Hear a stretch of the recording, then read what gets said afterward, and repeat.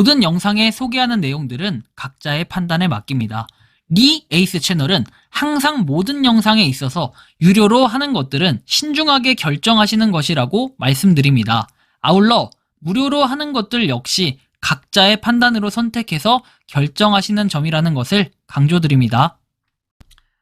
안녕하세요, 리 에이스입니다. 자, 여러분들 이번 시간은 파이코인 SEC와 파이의 미래에 대해서 한번 살펴볼 수 있도록 하겠습니다. 영상을 한번 끝까지 봐주시면 좋겠고, 어떻게 하는지 하나씩 살펴보는 그런 시간을 가져볼 테니까 영상 끝까지 봐주시면 좋겠다라는 말씀 드리며, 자, 한번 보도록 할게요.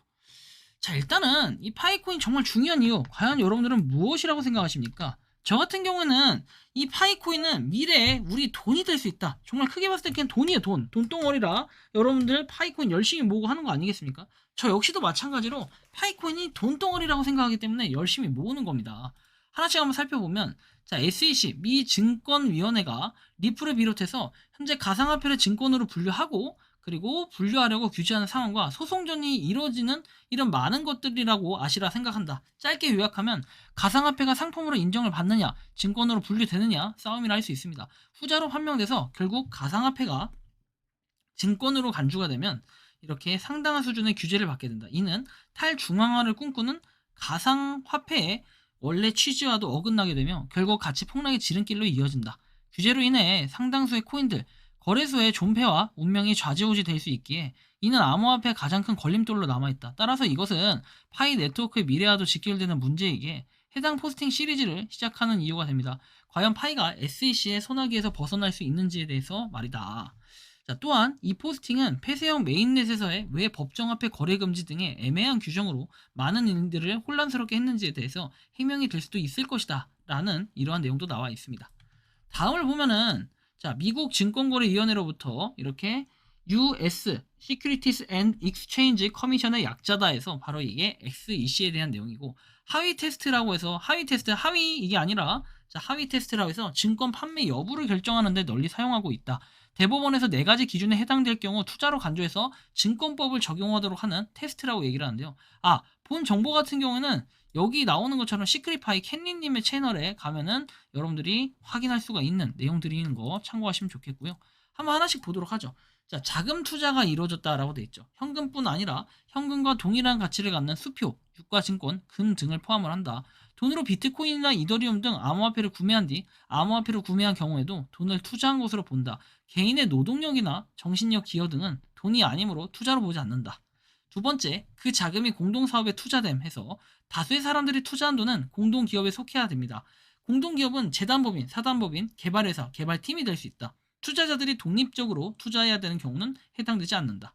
세 번째, 투자로부터 수익을 얻을 기대가 있다.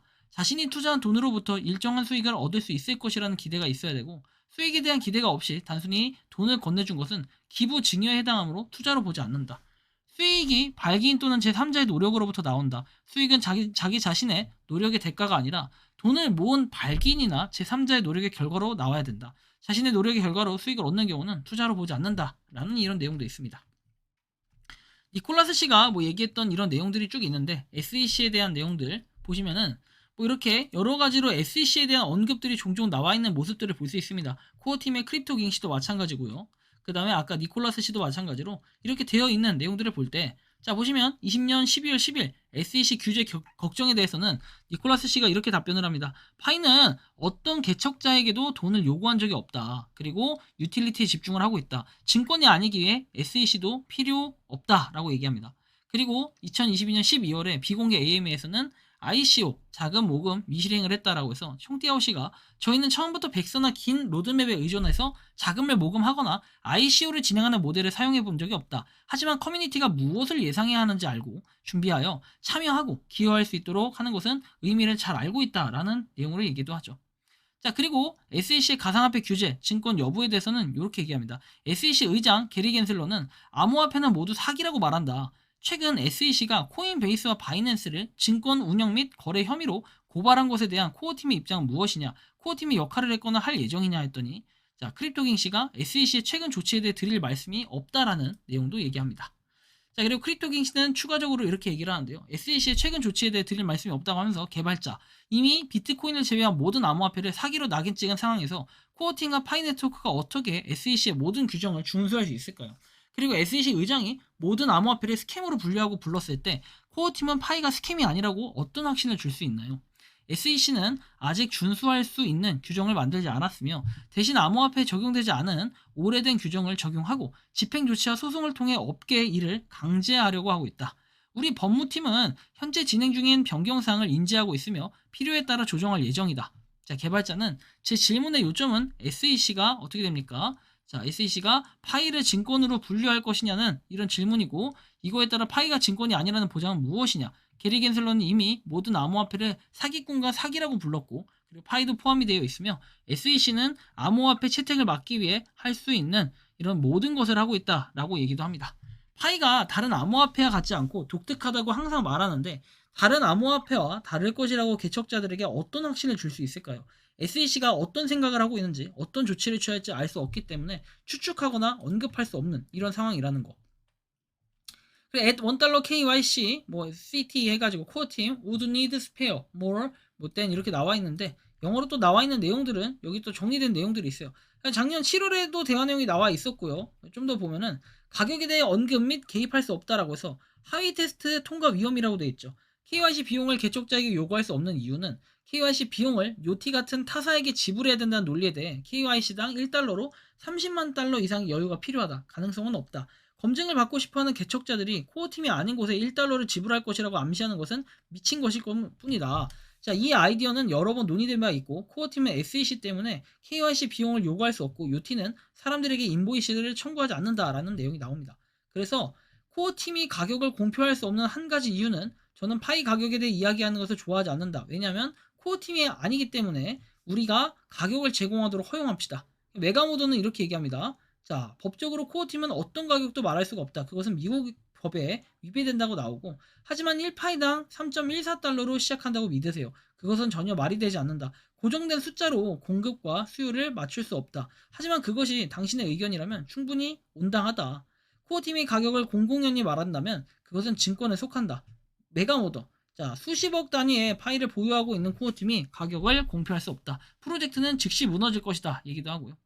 개발자. 항상 파이의 가격을 31만 4,159달러라고 외치는 극단주의적이고 게으른 사람들이 많기 때문에 판매자가 전자상거래 플랫폼에 제품을 가져와 더 낮은 파이 가격으로 상품을 교환하는데 동의하는 많은 사람들이 있다.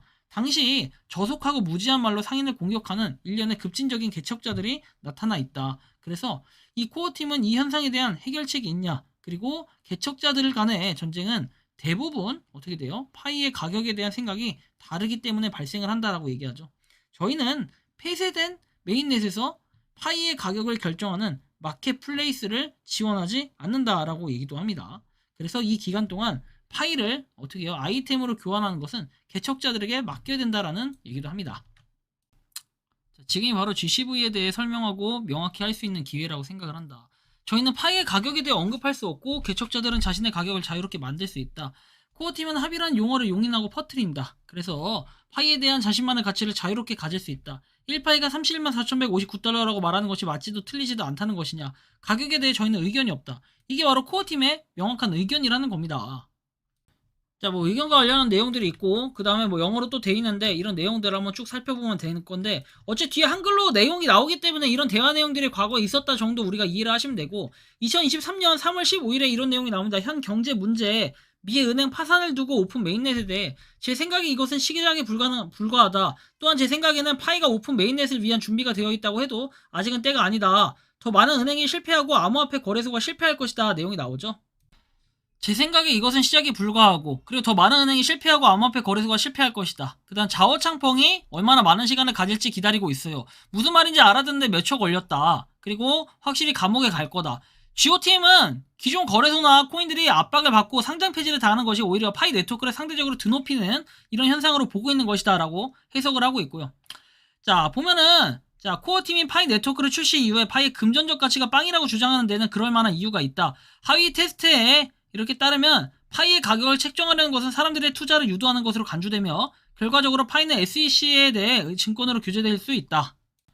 코어팀이 파이 네트워크를 출시 이후에 금전적 가치가 빵이라고 주장하는 그럴 만한 이유가 있다. 파이는 SEC에 의해 증권으로 규제될 수 있고, 자, 증권인지 여부를 결정할 때마다 하이테스트가 인용하는 것으로 알려졌다. 코어팀은 ICO를 할 수가 없고 투자를 유도할 수 있는 모든 것을 할 수 없으며, 그러나 수년 후 정부에 의한 규제가 임박한 것으로 보인다. 그래서 EU 디지털 시장법도 도입이 되었고 미국 당국도 이를 따르게 될 것이다. 감독이나 규제는 모든 암호화폐 문제이며 실제로 비트코인을 제외한 모든 암호화폐는 조만간 SEC에 의해 증권으로 분류될 것이다. 뭐 이런 내용들이 나와 있으니 참고를 하시면 좋겠습니다. 파이는 증권으로 분류될 가능성이 낮은 코인 해서 탈중앙화 뭐 이런 내용들이 나오는데, 시니어챔 모더에서 코인 레벨 1은 일반적으로 암호화폐 등급위원회 CRC 프레임워크 내의 분류를 의미하며 미국 법률에 따라 증권으로 분류될 가능성이 낮은 특성을 보이는 암호화폐 또는 토큰을 나타낸다. 일반적으로 특정 조직이나 개발팀과의 연관성이 적은 것으로 간주되므로 증권 규제와 관련된 규제 우려가 적다. 그래서 법적 문제 위험이 낮은 것으로 인식되어 암호화폐 공간에서 명확성과 안정성을 추구하는 투자자와 사용자에게 잠재적으로 더 매력적으로 다가갈 수 있다.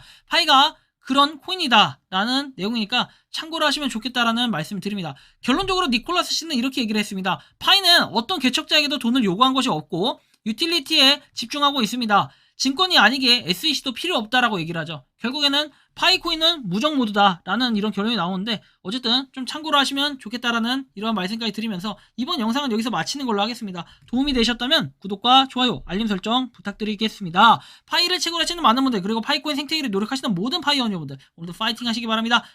에이스였습니다. 감사합니다. 평소에 궁금하셨지만 내가 시도해보기 어렵거나 시간 낭비하고 싶진 않고 새로운 제보를 해주실 분들께서는 아래의 주소로 메일을 보내주시면 제가 해결해드리겠습니다. 단톡방은 유튜브 검색창에 소통창구를 개설했습니다를 검색해주셔서 확인하시면 됩니다. 아울러 채널 멤버십 가입 시 다양한 혜택을 누리실 수 있으니 참고해주시기 바랍니다. 시청해주셔서 감사합니다.